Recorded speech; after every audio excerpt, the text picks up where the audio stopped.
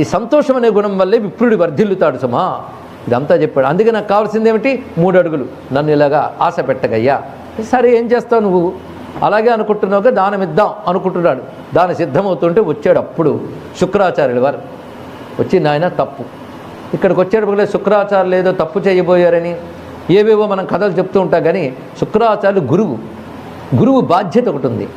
ఎందుకంటే వీళ్ళందరూ నన్ను ఆశ్రయించి ఉన్నత పదవి సంపద వీటి కోసం చెప్పి యజ్ఞాలు చేయించుకుంటున్నారు. అటువంటిప్పుడు వాటిని కాపాడవలసిన బాధ్యత శుక్రాచార్యుల వరకు ఉందా లేదా? అందుకని చెప్తున్నాడు, నువ్వు యజ్ఞాలు చేసి యాగాలు చేసి పరాక్రమం చూపించి సంపాదించుకున్న సమస్త లోకములు తీసేయడానికి వచ్చాడు ఈయన. శుక్రాచార్యుడు మహర్షి, మర్చిపోవద్దు. అందుకే పోల్చగలిగాడు వచ్చినవాడు నారాయణుడని. ఇక్కడ ఆయనకి నారాయణుడు అంటే అపారమైన భక్తి. అదేవిధంగా ఒక రాజగురువుగా ఉన్న ఆయనకి ధర్మం కూడా ఉంది గనక చెప్తున్నాడు, నాయన ఇది తప్పు సుమా. వచ్చినవాడు ఎవరు నీకు తెలియదు, అమాయకంగా ఇచ్చేస్తానంటున్నావు.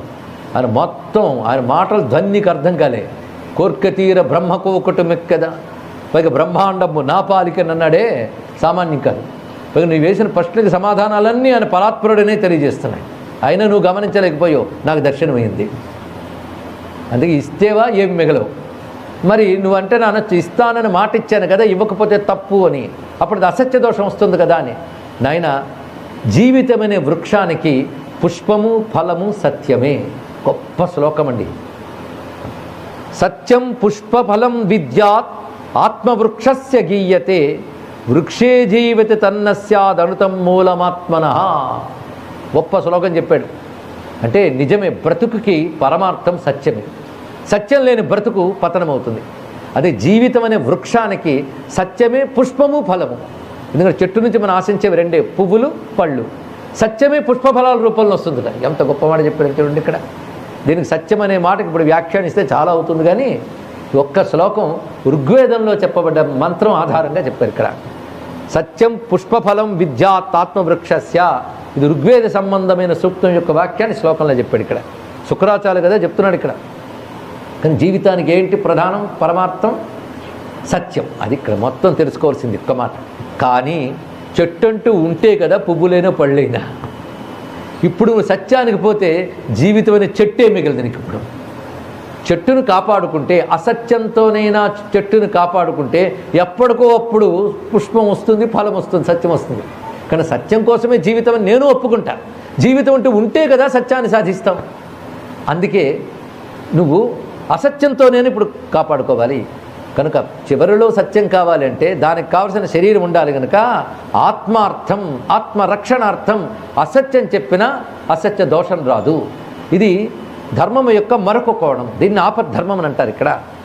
కాబట్టి నువ్వు ఇది ఇక్కడ అబద్ధం ఆడని అనుకోకు. పైగా స్త్రీషు నర్మ వివాహేచ వృత్యర్థే ప్రాణ సంకటే గోబ్రాహ్మణర్థే హింసాయాం రానృతం స్యాత్ జుగుప్సితం. ఇదొక నీతిని చెప్పాడు ఆయన. అంటే స్త్రీల విషయంలో, అంటే స్త్రీలను రక్షించడం విషయంలో కానీ, అదేవిధంగా స్త్రీ దుఃఖపడకుండా ఉన్న విషయంలో కానీ ఒక అసత్యం పలికితే దోషం రాదు.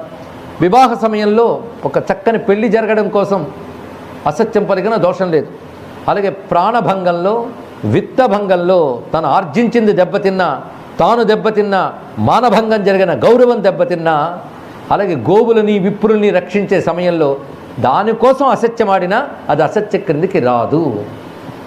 దీన్ని తెలుగులో చెప్తున్నారు పోతన గారు. వారి జాక్షులందు వైవాహికములందు ప్రాణవిత్తమాన భంగమందు చకిత గోకులాగ్ర జన్మ రక్షణమందు బొంకవచ్చు అగము పొందదధిపా.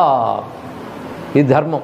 కాబట్టి నిన్ను నువ్వు రక్షించుకోవాలన్నా, నీ ప్రజల్ని రక్షించాలన్నా, నీ కులాన్ని రక్షించుకోవాలన్నా, దేశాన్ని రక్షించాలన్నా నువ్విప్పుడు సత్యానికి పోతే ప్రమాదం సుమా అని చెప్తే ఒక్కసారి ఒళ్ళు పులకించింది ఆయనకి. వచ్చినవాడు నారాయణుడా. ఆ కాళ్ళు కడుగుతున్నప్పుడు నాకు అనిపించింది, కానీ నిర్ధారణగా తెలియలేదు కదా నాకు. ఆ మాటలు చూడు ఎంత గొప్పగా మాట్లాడాడు. ఇప్పుడు ఒక్కొక్కటి అర్థమవుతుంది నాకు అని ఆడిన మాటలు. ఇలాంటి మహానుభావుడు వచ్చి నాకు దానం ఇయ్యవయ్యా అని అడిగితే ఇవ్వకపోవడం దురదృష్టం కాదు.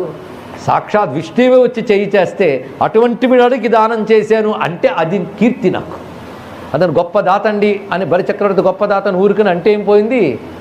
ఆయన వచ్చేక, విష్ణువు వచ్చేక దానం చేయనప్పుడు నా దానం అనే ధర్మానికి ప్రయోజనం ఏముంటుందయ్యా? ఒకవేళ నువ్వు చెప్పినట్లు నేను దానం చేయలేదనుకో, అప్పుడు ఏం మిగులుతుంది? నా రాజ్యం నాకు మిగులుతుంది, నా బ్రతుకు నాకు మిగులుతుంది, నేను రాజుగా చాలా కాలం ఉంటాను. ఇప్పటికి అందరు రాజులు పాలించుంటారు భూమిని, ఒక్కసారి ఆలోచించు.